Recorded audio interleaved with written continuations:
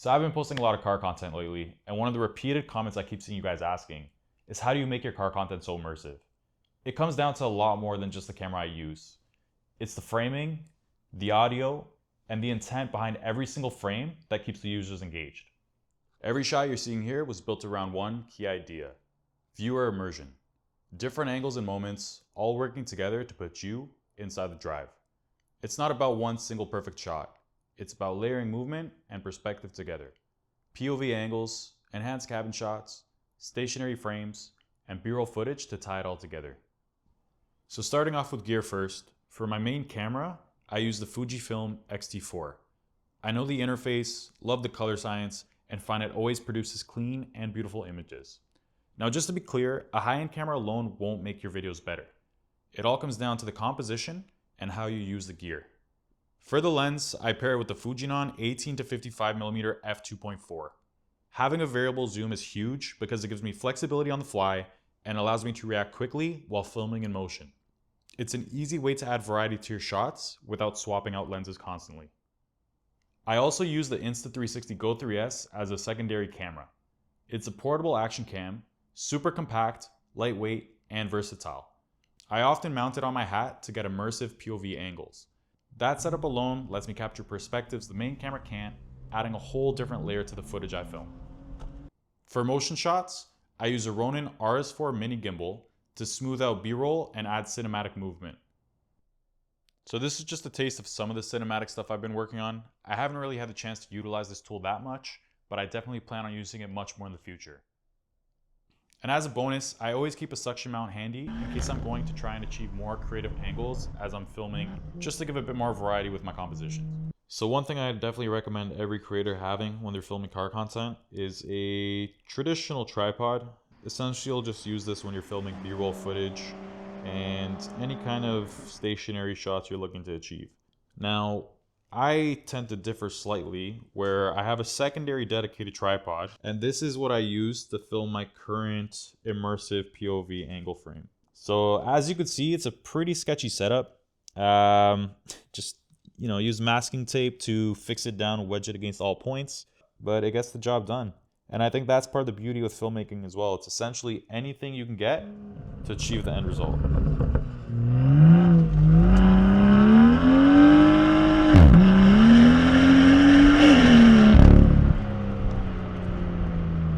So with this particular camera angle that I got going on, you get a greater sense of what's going on in the full cabin of the car. So you see the steering wheel, you can see the odometers, you also get a sense of sort of the passenger side here as well. And in turn, you get a much more dynamic experience as a viewer, especially once you layer in the sound into that as well. For more traditional POV shots, I usually switch to an action cam. It's familiar, it's natural, and it's really close to how we experience driving day to day. You're seeing exactly what the driver sees, which makes the footage feel much more engaging for the viewer. One tip that makes a huge difference is when you go to set up your action cam, stick to a wider field of view. That wider perspective exaggerates motion and makes the drive feel faster and much more exciting. Try to avoid a tighter field of view, as this tends to slow everything in your videos down.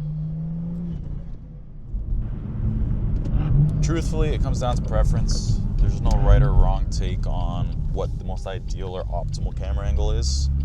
Ultimately, that's for you guys to decide. Just take a camera, go driving around, and see what you can come up with.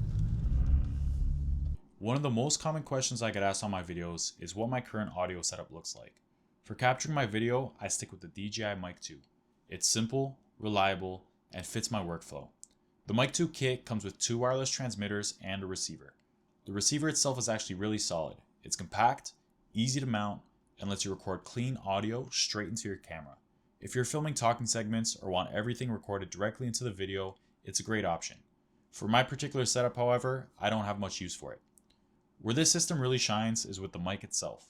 Each transmitter has built-in 32-bit float recording, which gives you more dynamic range and a lot more flexibility in post. This is especially true in car videos, where every little bit of audio detail matters. To use it, I just hit the red record button on the mic itself and let it capture audio directly to its internal storage. And one last bonus tip, when recording audio for car videos, background noise and wind can really mess with your sound.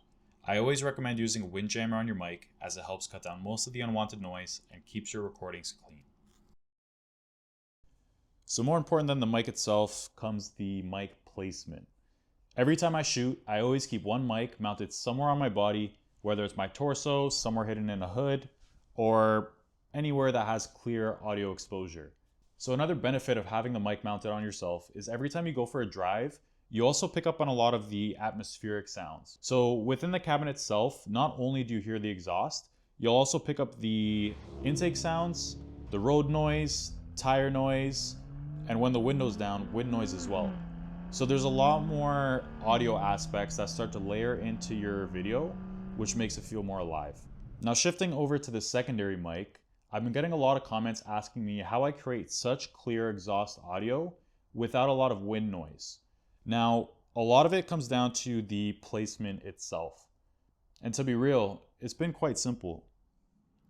So every time I record my exhaust, I always have the mic mounted directly on the car's trunk plate and then face it towards the exhaust. And just to add, there's no right or wrong answer for placement. It really comes down to personal preference and trial and error. So with my setup, what I found works great with the M2 is the profile of the trunk actually has a bit of a recess or indentation. And what that does is it actually creates some type of a wind channel. So that reduces the overall noise going into the mic. So in this next clip, I want to quickly show you the comparison between the built-in camera audio and that of the 32-bit float recording. What you're hearing right now is the integrated mic that comes built in with my Fujifilm mirrorless camera.